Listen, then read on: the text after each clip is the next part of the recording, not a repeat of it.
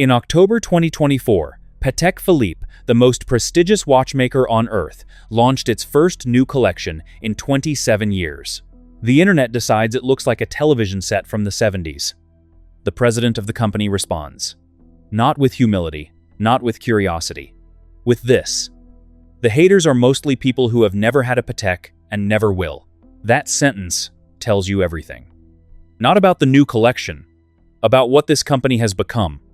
To understand what just happened, you have to go back 90 years, to the moment a dial maker from Geneva decided to save a dying watchmaker and accidentally built the most powerful myth in luxury. The foundation.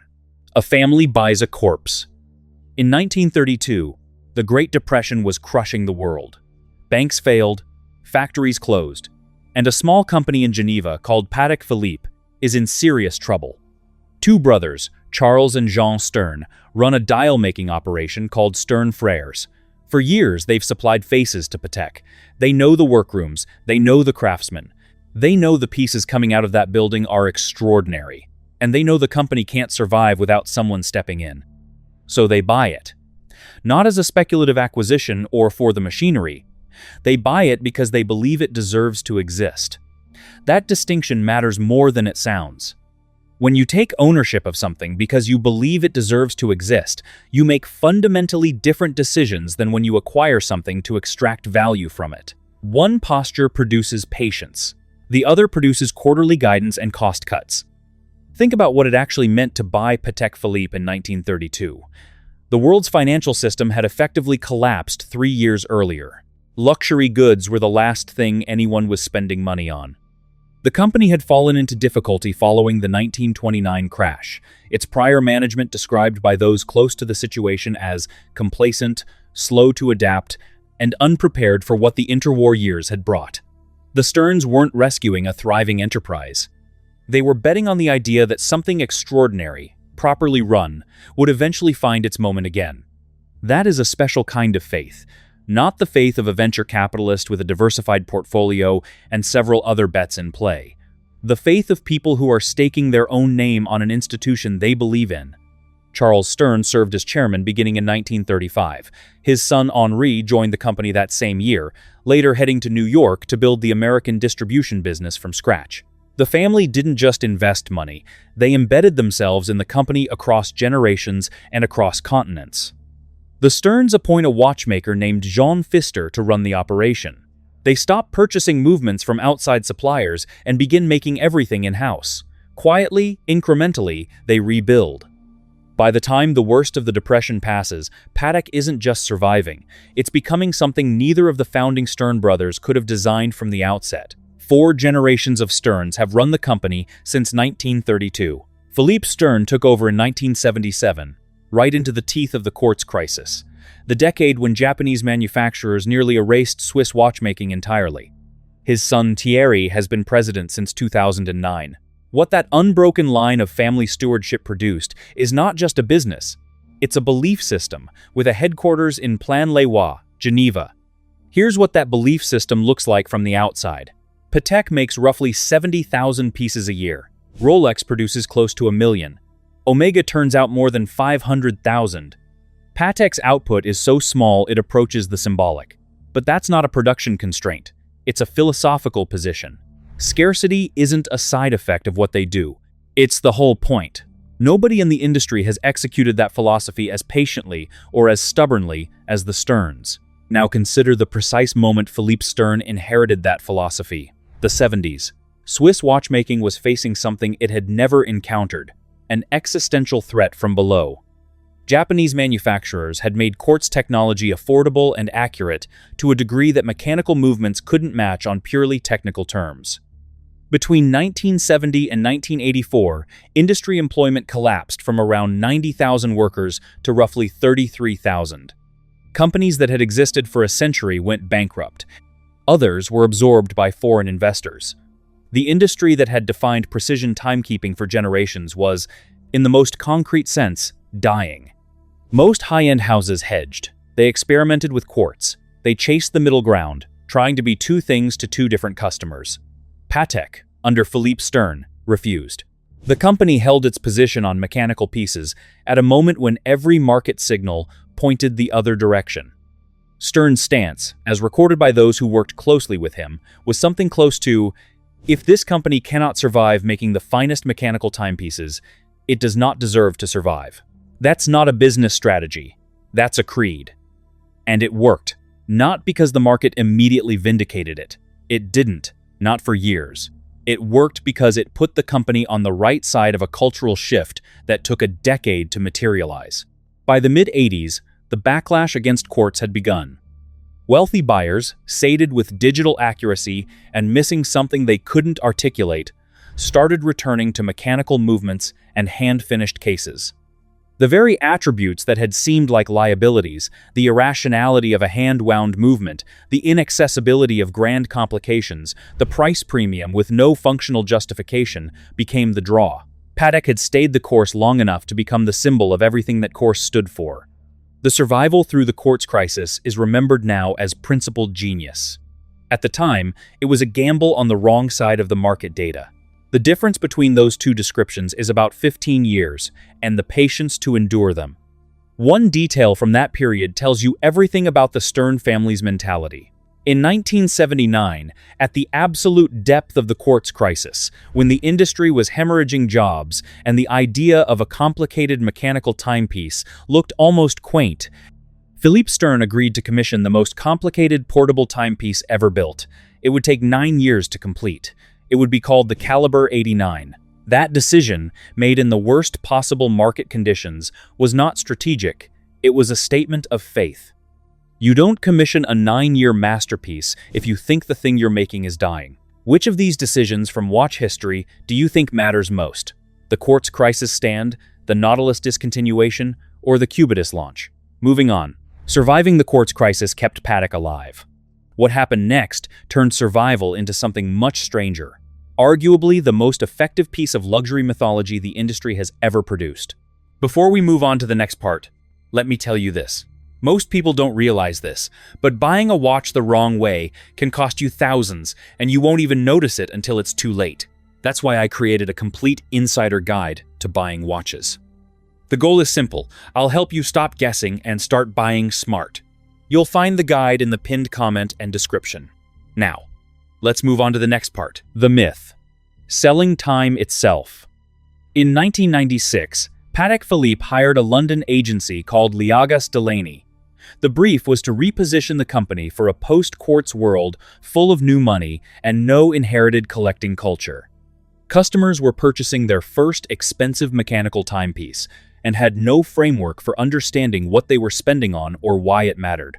The agency's principal, Tim Delaney, came back with something the category had never seen before. The first campaign advertisements showed no product at all, just quiet photographs of parents with children. A father teaching a son to tie a tie, a mother and daughter at a piano, intimate, unhurried, slightly soft in focus. The actual timepiece, if it appeared at all, was a small inset in the corner of the page. And then, in 1997, the line, "You never actually own a Patek Philippe. You merely look after it for the next generation." Consider what that does. It reframes the entire transaction. You're not buying a luxury object. You're accepting temporary custody of an heirloom that existed before you and will outlast you. The piece isn't yours. You're its caretaker. Patek isn't selling you a product. It's inviting you into a lineage. For a certain kind of buyer, wealthy, legacy-conscious, slightly anxious about whether their accumulated money means anything, that offer is almost impossible to resist. It provides permanence. It provides the feeling that what you're spending isn't consumption. It's stewardship. You're not purchasing something that will go out of fashion. You're buying entry into something that exists outside the fashion cycle entirely, something that answers the very anxiety it exploits. This is the myth, not a lie. The craftsmanship is real. The movements inside Patek's pieces are among the most complex objects humans make by hand. The company's achievements in perpetual calendars and minute repeaters are without equal in production watchmaking. But the genius of the Generations campaign was recognizing that the product was almost secondary. What Patek was really selling was a feeling about time. Specifically, that you can defy it. that you can acquire something the future cannot diminish.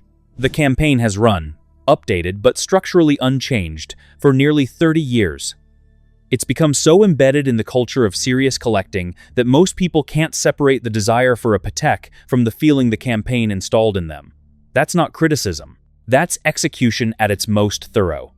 It's one of the great pieces of luxury communication ever produced anywhere. And the numbers bore out the instinct. Patek retailers in the years after the campaign launched reported customers walking in and introducing themselves with the line, "I'd like to begin my own tradition," word for word. The campaign had written a script for these people, and they were delivering it.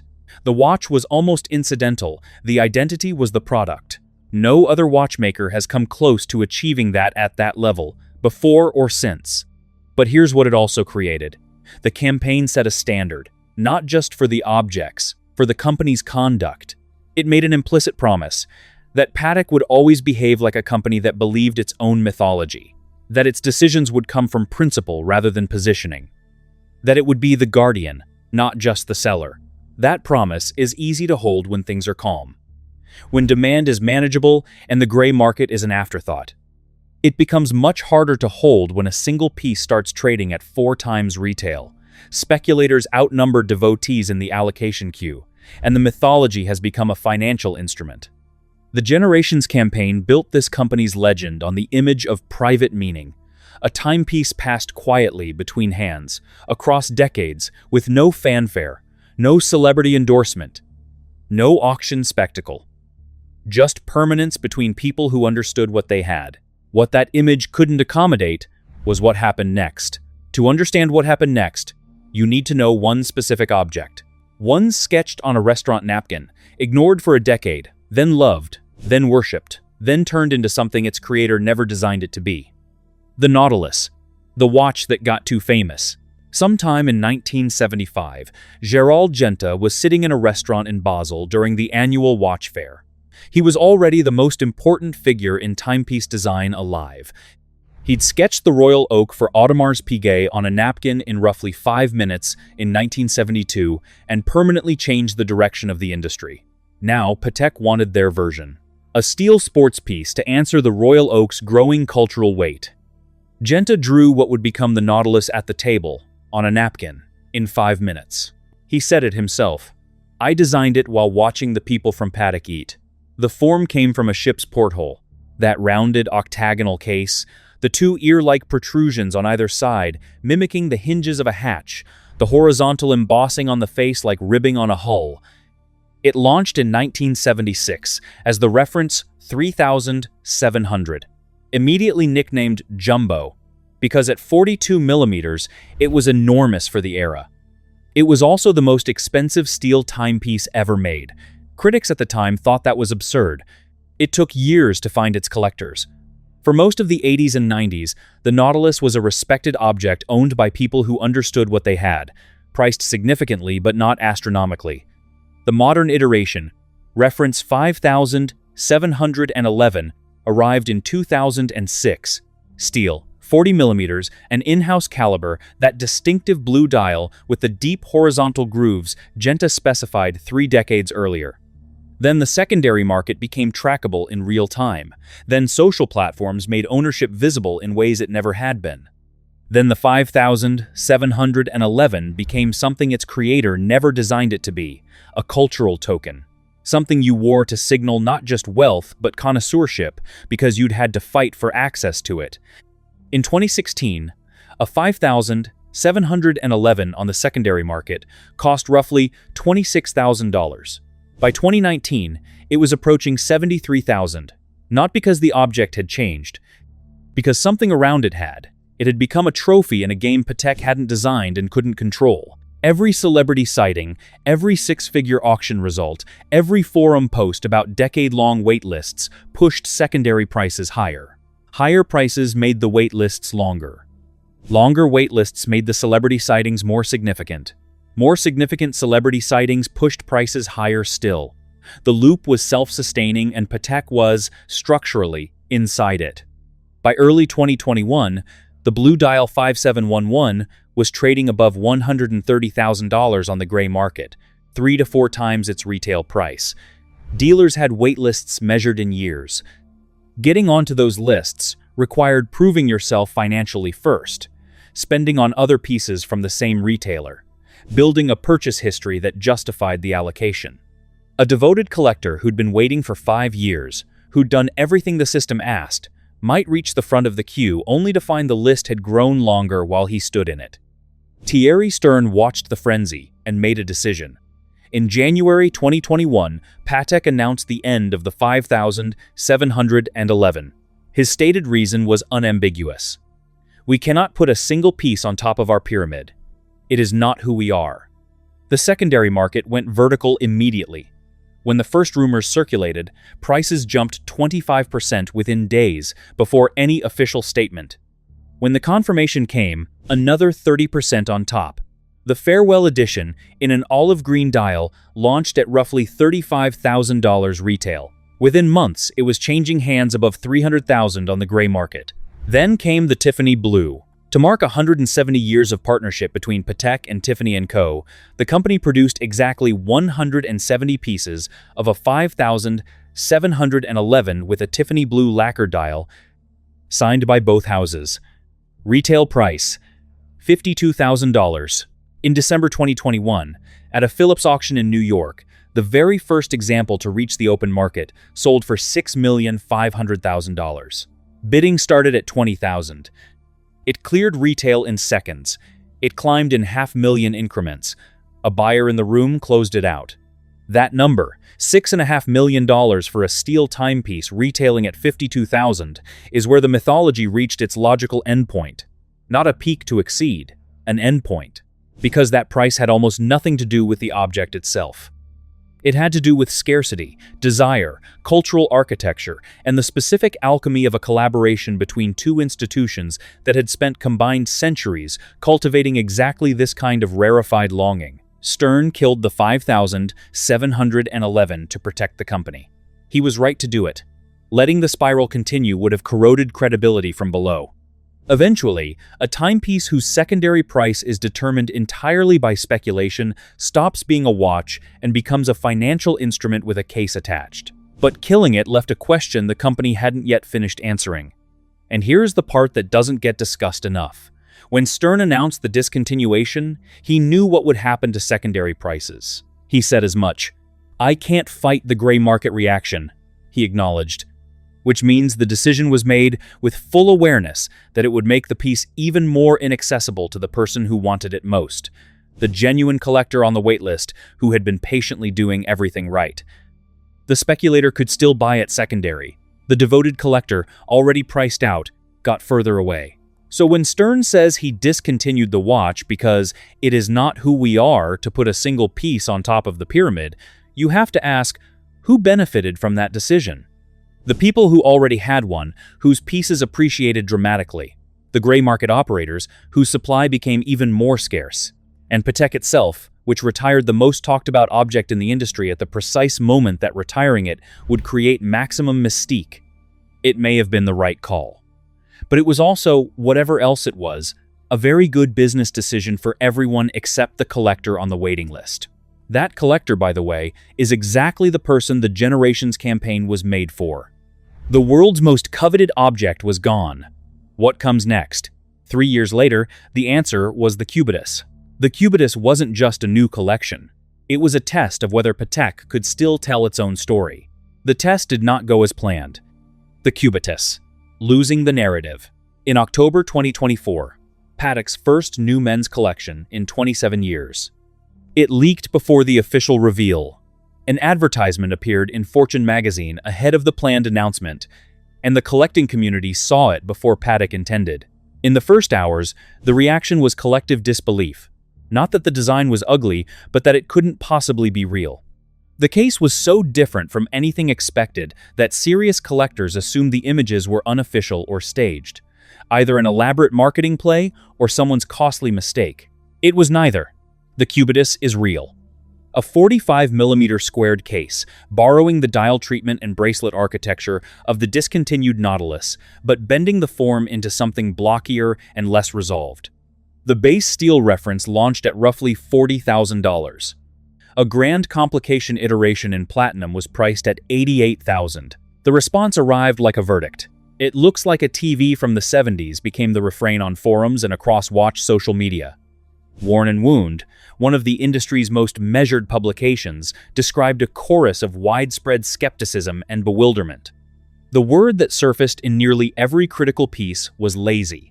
The parallel that kept appearing, and the one that stings most given what followed, was Audemars Piguet's Code 1.59, launched in 2019, which suffered nearly identical initial reception and which AP has spent 5 years trying to rehabilitate. Thierry Stern responded in an interview with Swiss business magazine Balance. His words were precise and deliberate. "The haters are mostly people who have never had a Patek, and never will. So that doesn't bother me. What counts for me is the result, and I'm confident about the Cubitus because I have a good nose." I keep returning to that statement. Not because it's shocking. Powerful people dismiss critics constantly, but the particular shape of the dismissal is worth examining. He isn't saying the critics are wrong about the design. He isn't engaging with what was actually said about the piece. He's saying the critics don't qualify. They're outside the customer base. Their opinion is structurally irrelevant. That argument would be defensible if the critics were strangers to the house. But they weren't. The loudest objections came from Patek owners. From collectors who'd spent years inside the allocation system, building the purchase histories, the dealer network demands, waiting in queues that the company's own scarcity philosophy creates. Worn & Wound made this explicit. Even longtime Patek owners called Stern out for the snobbery on display. These weren't outsiders mocking something they'd never touch. These were the people the Generations campaign had told they were stewards of something permanent. And the dismissal didn't happen in isolation. In 2023, a California man filed a lawsuit against a jeweler, alleging he'd been pressured into spending $221,000 on watches and jewelry to gain access to a specific Patek model, which he then never received. That case is a window into what the access economy built around this company had become. Not a waitlist in any straightforward sense, a loyalty tax. An arrangement where proximity to the object had become so valuable that some retailers had turned it into a secondary revenue mechanism. Then Mark Wahlberg was photographed wearing a Cubitus on Instagram within days of the launch announcement. That detail sounds petty. It isn't. It tells you precisely who received the first allocations and what the company's opening signal was in the launch window. The collecting community had just watched the same dynamics play out with the 5,711, the gray market frenzy, the feeling that people who actually loved horology were consistently last in line behind flippers and celebrities. And the first public image of someone wearing the Cubitus was a Hollywood actor on social media. The Generations campaign was built on the rejection of exactly that image. No celebrity, no spectacle, the anti-promotional, the thing that exists outside of noise. Do you own a Patek? Or are you on a waitlist for one? I'm curious how many people watching this have actually been inside that allocation system. That said, the Cubitus launch was not the thing the campaign promised. Which brings us to the actual question. Not whether Patek Philippe is in crisis, because it isn't. The question is more uncomfortable than crisis. The question Patek won't answer. Patek Philippe is not in trouble in any conventional sense. As of mid-2025, it was the only major house posting positive year-over-year growth in secondary market pricing. The discontinued 5,711, retired over 3 years ago, still trades above $89,000 for a clean, documented example. Annual production remains capped near 70,000 pieces. The Stern family's ownership isn't threatened. The business is healthy. But something more interesting than financial trouble is happening. For the first time in the modern era, there is a gap between the company Patek says it is and the company it's being experienced as. Between the myth it spent 30 years building and the decisions it keeps making. The Generations campaign said, "We exist outside of time, outside of trend, outside of spectacle. We're not the hype cycle. We're not the gray market. We're not a celebrity endorsement. What we sell is permanence, and permanence doesn't need a marketing moment to justify itself." The last 4 years said something different. They retired the world's most beloved object in a way that created a feeding frenzy. They produced a limited edition that sold for $6.5 million at auction. They built an allocation architecture that a customer took to civil court. They launched a successor that looked to a significant portion of their most devoted audience, like it had been designed against a deadline. And then they told those people they didn't qualify as customers anyway. None of those individual decisions is indefensible in isolation. Stern is probably right that the Cubitus will find its collectors. The pieces are reportedly on multi-year waitlists despite the backlash, which tells you something about demand. The allocation structure reflects real production scarcity, not manufactured cruelty. Ending the 5,711 was arguably the most principled decision a company in that position could make. But when you line them up, a pattern emerges that the Generations campaign never prepared us for. A company that built its identity on permanence as a value has spent the last 4 years making very loud decisions about very specific objects. It started to look less like an institution living its mythology and more like one managing it. That distinction sounds subtle. It isn't. There's a specific kind of trust that luxury institutions earn slowly and lose quickly. It's the trust that the company knows what it is, that its decisions come from something deeper than market positioning, that when you commit to it, you're committing to a principle rather than a product cycle. Patek built more of that trust than almost any other company in the history of the industry. The Generations campaign, the Quartz crisis stand, the 5,711 discontinuation, 4 generations of the same family making the same kinds of choices. All of it accumulated into something that felt less like equity and more like moral authority. The Cubitus didn't destroy that, but it cracked something. And the haters who will never own one quote is the sound of someone so certain the crack doesn't matter that they've stopped being able to hear it. Here is what troubles me about that certainty. The Sterns have earned it. Their track record is without equal in the industry. Their instincts have been vindicated across nearly a century of decisions, and their patience has outlasted every trend they've refused to follow. If anyone is entitled to trust their instincts over the crowd, it's this family. But the company that survived the Quartz crisis survived it by being more itself, not by dismissing the people asking hard questions. Philippe Stern didn't tell Quartz skeptics they'd never understand fine watchmaking. He simply kept making extraordinary mechanical pieces until the culture caught up with him. Patient, principled, quietly unanswerable. That posture is what built the myth. The Cubitus response is a different posture. It's defensive. It's reactive. It answers criticism by questioning the critic's standing rather than the substance of the criticism itself. And that gap between the company that built the Generations campaign and the company that responded to the Cubitus backlash is the most interesting thing happening in luxury horology right now. What you own when you buy a Patek isn't just the object. You own the feeling that the object comes from somewhere serious, from people who believe what they make means something beyond what it costs. The Generations campaign didn't invent that feeling, it named it. And for almost 30 years, every decision the company made reinforced it. The question now is whether haters who'll never own one is a temporary failure of messaging, or whether it's a window into how the company actually thinks about the people it's been asking to believe in it. That isn't a question about the Cubitus.